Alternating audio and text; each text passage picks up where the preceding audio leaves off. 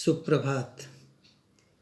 इस कालांश में कक्षा 10वीं के छात्रों का मैं अभिवादन करता हूँ। इस कालांश में हम लोग समास पढ़ेंगे।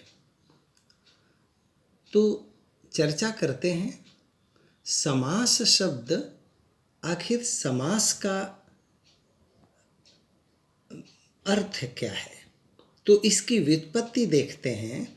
सम उपसर्ग पूर्वक अस धातु के साथ घञ प्रत्यय होने से समासः ऐसा शब्द बनता है। इसका शाब्दिक अर्थ है संक्षेप। इसीलिए सूत्र कहा गया समसनम समासः, अर्थात संक्षेप को समास कहते हैं। क्या चीज़ का संक्षेप करना? तो नीचे एक और सूत्र दिया हुआ है, एक पदी भावः समासः, अर्थात बहुत पदों में से एक पद होना समास है। तो ये पद क्या है?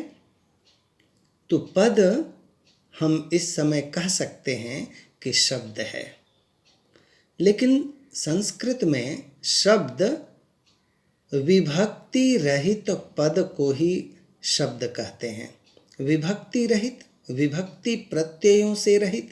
जैसे राम शब्द शब्द है, जबकि रामः, रामम, रामेण इत्यादि पद है। तो हम लोग समास में पद से शब्द की नहीं, वस्तुतः संस्कृत में विभक्ति प्रत्ययों से युक्त शब्दों की चर्चा करेंगे, पद की चर्चा करेंगे। अब परिभाषा देखते हैं। दो या दो से अधिक पद जब अपनी विभक्तियों को छोड़कर आपस में मिल जाएं तो उसे समास कहते हैं। पद, भिन्न भिन्न पद, दो या दो से अधिक पद अपनी विभक्तियों को छोड़कर आपस में मिलते हैं। विभक्ति जब छोड़ते हैं तो पद अपने मूल रूप में मिलते हैं। जैसे गंगायाः और जलम। गंगा एक पद हुआ, जलम एक पद हुआ। तो गंगा जल, गंगायाः जलम। तो गंगायाः जलम, गंगा का जल, दो पदों के, गंगायाः और जलम दो पदों के मिलने से गंगा जलम ऐसा एक पद बना। इसी को समास कहते हैं। समास पढ़ते वक्त दो तरह के प्रश्न पूछे जाते हैं।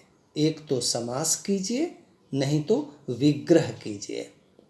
तो समस्त पद ही समास है, अर्थात दो या दो से अधिक पद जब अपनी विभक्तियों को, गंगायाः में षष्ठी विभक्ति, ये विभक्ति हट गई, गंगा और जलम मिल गए तो ये समस्त पद हुआ। विग्रह किसको कहेंगे? तो गंगायाः जलम को विग्रह कहेंगे। क्यों? इसलिए कि वृत्त्यर्थावबोधकम वाक्यम विग्रहः। वृत्ति के अर्थ का जो बोध कराने वाला वाक्य होता है उसे ही हम विग्रह कहते हैं। गंगा जलम समस्त पद है। इस समस्त पद का अर्थ गंगायाः जलम के द्वारा व्यक्त हो रहा है। इसलिए गंगायाः जलम यह वृत्ति के अर्थ का बोध कराने वाला वाक्य है, इसलिए इसको हम लोग विग्रह कहते हैं। अब चलते हैं, समास के कितने भेद होते हैं। तो संस्कृत में समास के 4 भेद होते हैं। तत्पुरुषः, द्वंद्वः, बहुव्रीहिः, अव्ययी भावः। ये 4 समास के भेद होते हैं। सबसे पहला तत्पुरुष। आखिर ये तत्पुरुष समास कहते किसको हैं? तो उत्तर पदार्थ प्रधानस तत्पुरुषः।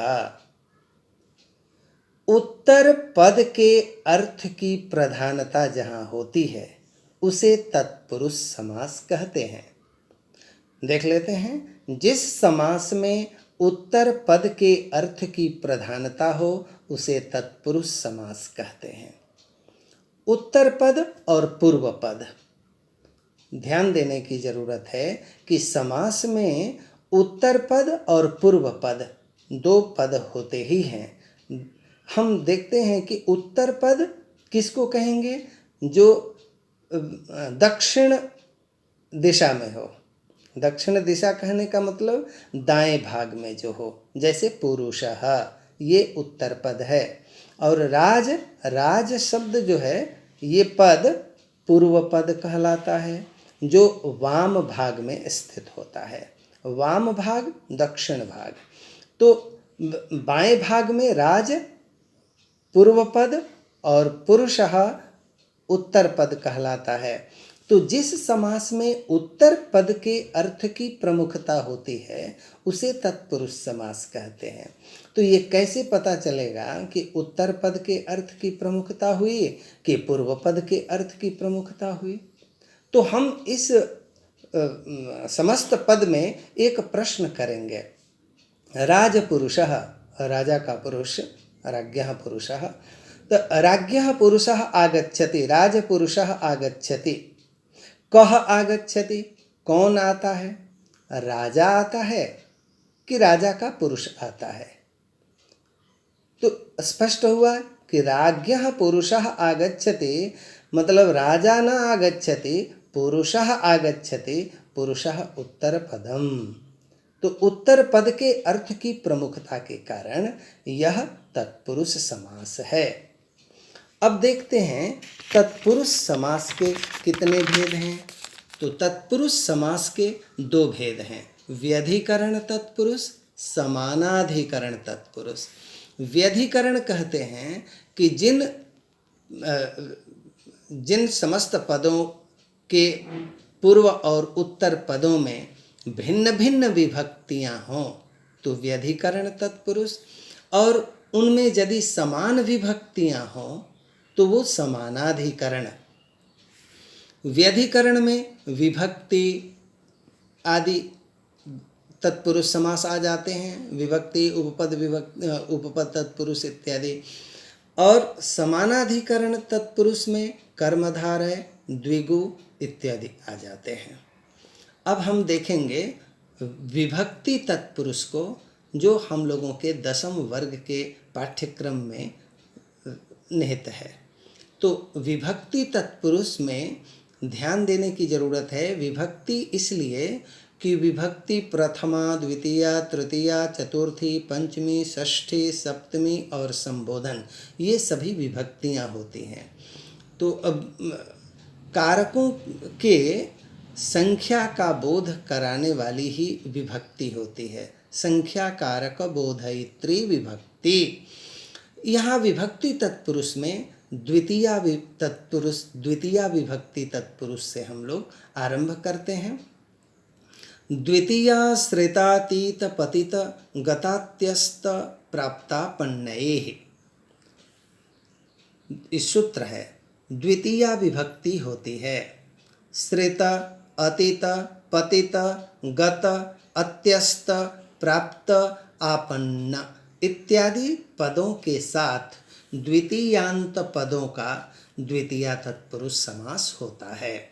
तो श्रेतः कृष्णम द्वितीया विभक्ति से अंत होने वाला पद है।